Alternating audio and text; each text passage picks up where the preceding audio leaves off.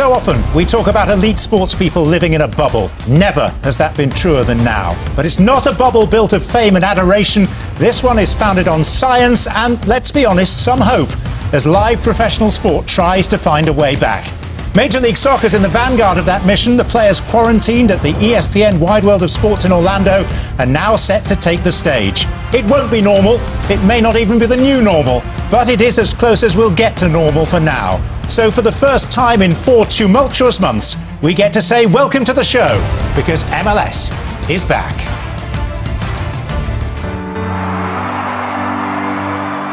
This is how it was. What it did, what it meant, how it felt. It can feel that way again, but in a different light, a different world, a new day. So much has happened. Breaking news from the NBA, the league has been suspended. A global pandemic, an economic collapse, an uprising in protest of injustice.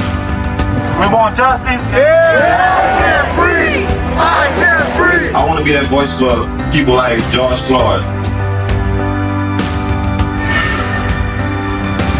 There is no going back from here.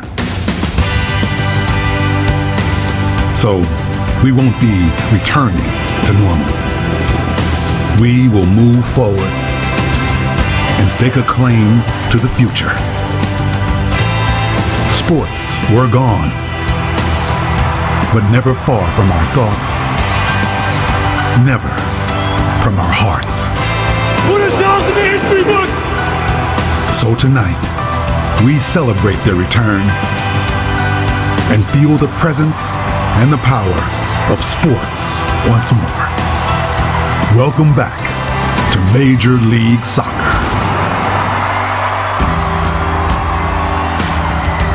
And welcome to the Heineken pre-game showcase. Now, where were we before we were so very rudely interrupted? Well, the answer to that is that we were 2 games into what was meant to be a celebratory season, the 25th Silver Jubilee campaign of Major League Soccer. And then, well, we know the rest. The world was turned on its head. Everything has changed almost beyond recognition. So many people have been through so many hardships, and yet we've clung to the hope that live professional sports would return to our screens and to our hearts. And now, happily, we are at that stage. Alongside me, I'm delighted to say, is Taylor Twellman. Great to see you again, and to be socially distanced from you. Isn't it wonderful? Isn't it remarkable? Isn't it extraordinary that we've actually managed to get to the stage where there is a format that is, in theory, practical for Major League Soccer to return like this? 122 days since LAFC played Philadelphia 3-3 game in Los Angeles, and it feels like moons ago, feels like 2 years ago.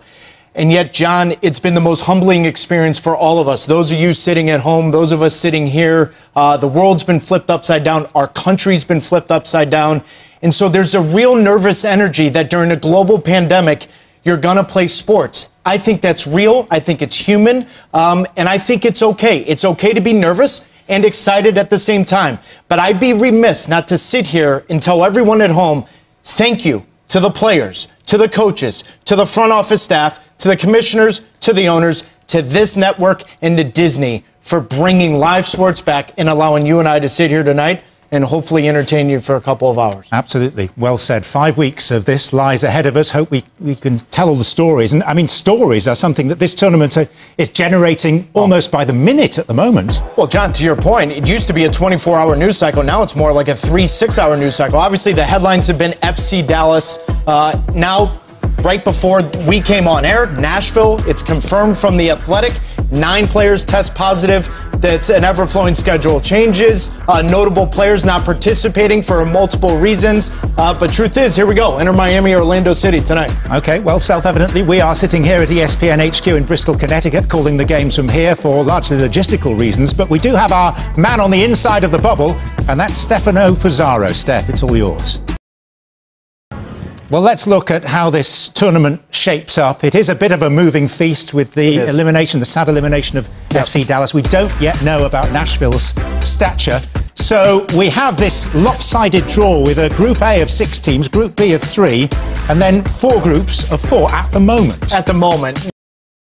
So we are looking forward to Orlando against Inter Miami, but news breaking, Rodolfo Pizarro doesn't start for Inter Miami. And we will tell you why when we return the other side of this short break.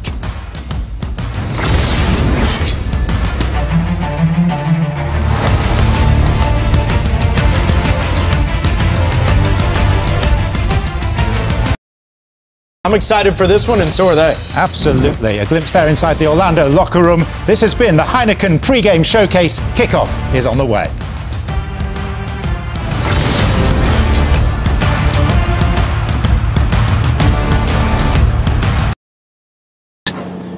We'll hope to see the likes of new signing Julian Carranza coming off the bench for Inter Miami in the second half. The lights shining brightly at the ESPN Wide World of Sports, and we'll be back shortly with Don Garber and with Justin Morrow.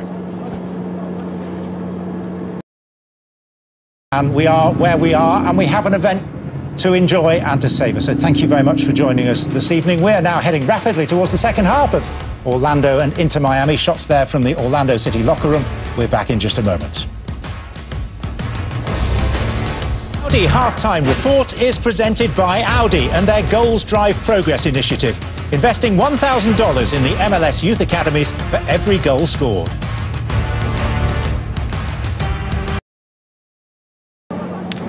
So, handshakes of relief amongst the Orlando players, who have done what they came to do and beaten their new rivals, their potentially noisy neighbours.